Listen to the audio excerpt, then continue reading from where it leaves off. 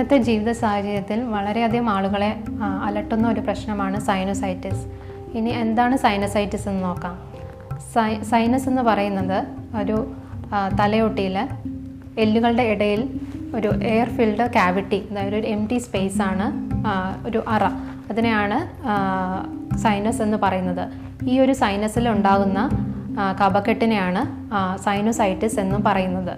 Sinus 4 തരത്തിലുണ്ട്.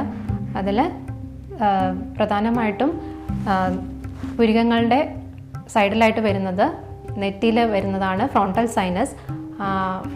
കണ്ണിന് താഴെ ഉള്ളതാണ് മാക്സിലറി സൈനസ്. അതുപോലെ കണ്ണിൻ്റെയും മൂക്കിൻ്റെയും ഇടയിലുള്ള ഭാഗത്ത് വരുന്നതാണ് എത്തമോയിഡ് സൈനസ്. മൂക്കിൻ്റെ ഏറ്റവും പിറകിലായിട്ട് വരുന്ന സൈനസിന് സ്ഫിനോയിഡ് സൈനസ് എന്നാണ് പറയുന്നത്. എല്ലാ ആളുകളിലും ഈ ഒരു സൈനസിൻ്റെ അറകളുടെ ഭിത്തിയിൽ നിന്ന് ഉള്ളിലേക്ക് മൂക്കിലേക്ക് ഒരു സെക്രീഷൻ എല്ലാ ആളുകളിലും ഉണ്ടാവുന്നതാണ്. അത് ഏതെങ്കിലും കാരണം കൊണ്ട് അതിനൊരു തടസ്സം വരികയാണെങ്കിൽ അവിടെ പഴുപ്പ് കെട്ടി നിന്ന് ഇൻഫ്ലമേഷൻ വന്ന് സൈനസൈറ്റിസ് എന്ന അസുഖം ഉണ്ടാകുന്നു. അപ്പോൾ ഇനി ആർക്കൊക്കെയാണ് സൈനസൈറ്റിസ് വരാൻ, അല്ലെങ്കിൽ എന്തൊക്കെ കാരണം കൊണ്ടാണ് സൈനസൈറ്റിസ് വരിക എന്ന് നോക്കാം. കൂടുതലും അലർജിയുള്ള ആളുകളിൽ സൈനസൈറ്റിസ് ടെൻഡൻസി കൂടുതലായിട്ട് കാണുന്നുണ്ട്. അതുപോലെ തന്നെ സ്ഥിരമായിട്ട് ജലദോഷം, അലർജി റിലേറ്റഡ് ആയിട്ടുള്ള അല്ലെങ്കിൽ മറ്റെന്തെങ്കിലും കാരണം കൊണ്ട് ജലദോഷം സ്ഥിരമായിട്ട് വരുന്നവർക്ക് സൈനസൈറ്റിസ് വരാം. ഏതെങ്കിലും ഒരു കാരണം കൊണ്ട്, അതായത് ഇപ്പോൾ ഒരു മൂക്കിൽ ദശ വളരുകയോ പോളിപ്പ് അല്ലെങ്കിൽ എന്തെങ്കിലും ഒരു മുഴ ഒക്കെ ഉള്ള കണ്ടീഷനിൽ അവിടെ സൈനസിൻ്റെ അറകളിൽ കഫം കെട്ടി നിന്നിട്ട് സൈനസൈറ്റിസ് വരാനുള്ള ചാൻസ് വളരെ കൂടുതലാണ്. അതുപോലെ കുട്ടികളിലാണെങ്കിൽ തന്നെ അഡിനോയിഡ്സ്, അലർജി, ടോൺസിൽസ് ഇവയുടെയൊക്കെ അസുഖം കൊണ്ട് അല്ലെങ്കിൽ ഇൻഫ്ലമേഷൻ കൊണ്ടിട്ട് സൈനസൈറ്റിസ് വരാനുള്ള ചാൻസും വളരെ കൂടുതലാണ്. അതുപോലെ അസിഡിറ്റി ഉള്ള ആളുകളിലും സൈനസൈറ്റിസ് വരാൻ വളരെയധികം ചാൻസ് ഉണ്ട്. അതുപോലെ തന്നെ വളരെയധികം തണുപ്പുള്ള കാലാവസ്ഥകളിൽ താമസിക്കുന്ന ആളുകൾക്കും സൈനസൈറ്റിസ് വരാം. സ്ഥിരമായിട്ട് പുകവലിക്കുന്ന ആളുകളിലും സൈനസൈറ്റിസ് വരാം. അതുപോലെ അന്തരീക്ഷ മലിനീകരണം വളരെ കൂടുതലുള്ള സ്ഥലങ്ങളിൽ ജീവിക്കുന്ന ആളുകൾക്കും സൈനസൈറ്റിസ് വരാനുള്ള ചാൻസ് വളരെ കൂടുതലാണ്. ഇനി സൈനസൈറ്റിസിൻ്റെ ലക്ഷണങ്ങൾ എന്തൊക്കെയാണെന്ന് നോക്കാം. സൈനസൈറ്റിസിൻ്റെ പ്രധാന ലക്ഷണം തലവേദനയാണ്. തലവേദന ഇപ്പോൾ ഏത് ഭാഗത്തുള്ള സൈനസിലാണോ നീർക്കെട്ടുള്ളത് ആ ഭാഗത്തായിരിക്കും കൂടുതലായിട്ടും വേദന വരുന്നത്. പ്രധാനമായിട്ടും കണ്ണിന് ചുറ്റുമുള്ള ഏരിയയിലാണ് വേദന കാണുന്നത്. അതുപോലെ വേദനയുടെ ഒരു നേച്ചർ നോക്കുകയാണെങ്കിൽ രാവിലെ എഴുന്നേൽക്കുന്ന സമയത്തായിരിക്കും തീവ്രമായിട്ടുള്ള ഒരു വേദന ഉണ്ടാവുന്നത്. അത് ആ ദിവസം കടന്നു പോകുമ്പോൾ പതുക്കെ അതിൻ്റെ ഒരു തീവ്രത കുറഞ്ഞു വരുന്നു. അതുപോലെ തല കുമ്പിടുമ്പോൾ തലയ്ക്കൊരു ഘനം അനുഭവപ്പെടുന്നു. അതും സൈനസൈറ്റിസിൻ്റെ ഒരു ലക്ഷണം തന്നെയാണ്. അതുപോലെ മൂക്കടപ്പ് ഉണ്ടാവും.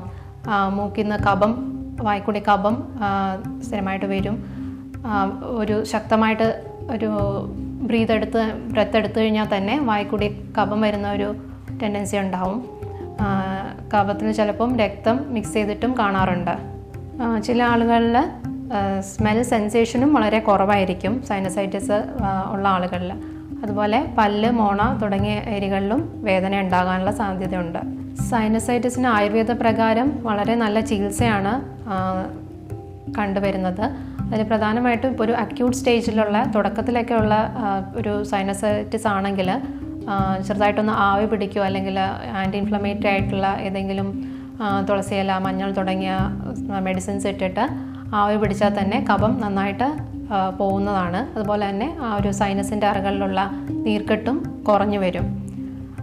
അതല്ല ക്രോണിക് കണ്ടീഷൻ ആണെങ്കിൽ അത് എന്തുകൊണ്ടാണോ, ഇപ്പം ഒരു പോളിപ്പ് അല്ലെങ്കിൽ ഒരു മുഴ, അതിൻ്റെ അല്ലെങ്കിൽ ഒരു ഡീവിയേറ്റഡ് നേസൽ സെപ്റ്റം, അതൊരു പ്രധാന കാരണമാണ്.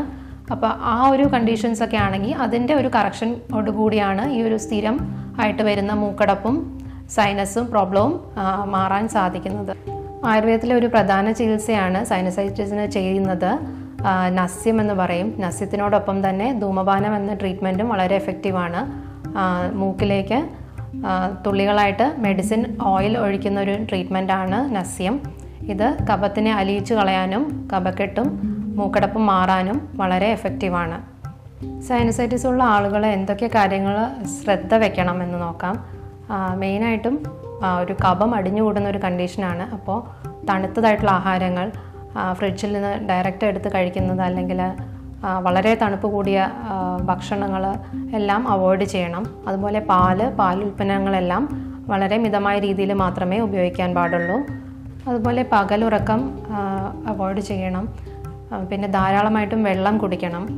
കൂടുതലായിട്ടും വാം ഫുഡ് ആൻഡ് ഡ്രിങ്ക്സ് ആണ് പ്രിഫർ ചെയ്യുന്നത്.